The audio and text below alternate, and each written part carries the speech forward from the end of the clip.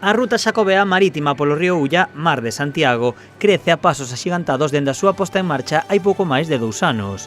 Dende o seu inicio, Mar de Santiago tivo un idilio con Fitur, xa que foi un dos espacios onde se deu a coñecer e que propiciou a súa promoción.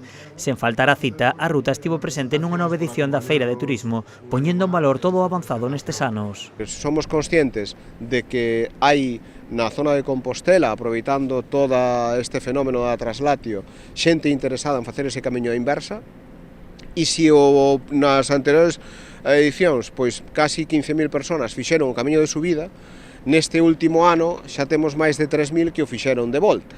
Entonces, somos conocedores de que hai esa demanda tamén dese retorno Compostela Pontecesures e o estamos tamén tratando de potenciar aí. No seu paso por Fitur, os 4 concellos que forman parte desta ruta xacobea mantiveron numerosos encontros con turoperadores e outras administracións nacionais e internacionais.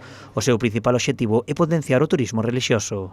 O turismo relixioso ten unha potencialidade moi importante.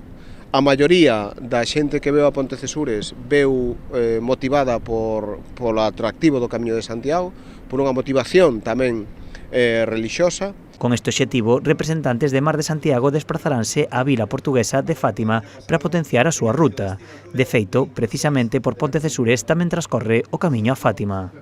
Hai agora, a mediados de ano, en Fátima, un encontro internacional de xuventude, que incluso os propios turoperadores se teñen acercado a Mar de Santiago un pouco para interesarse por este produto.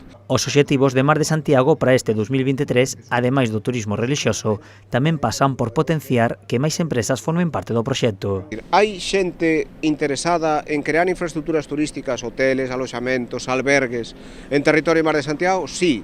Como podemos facer? Cada concello di, mira, pois ten que os requerimentos urbanísticos aquí son aquí ou alá, hai este tipo de afeccións sectoriais, non? É dicir, poñer en sintonía esa oferta e esa demanda de infraestructuras turísticas na zona Mar de Santiago, que somos conocedores tamén de que hai interés por potencialos. Ademais do turismo portugués, que é a gran prioridade, dende Mar de Santiago tamén miran a outros países e continentes interesados nesta ruta histórica do Camiño de Santiago, como é o caso dos países sudamericanos e de China.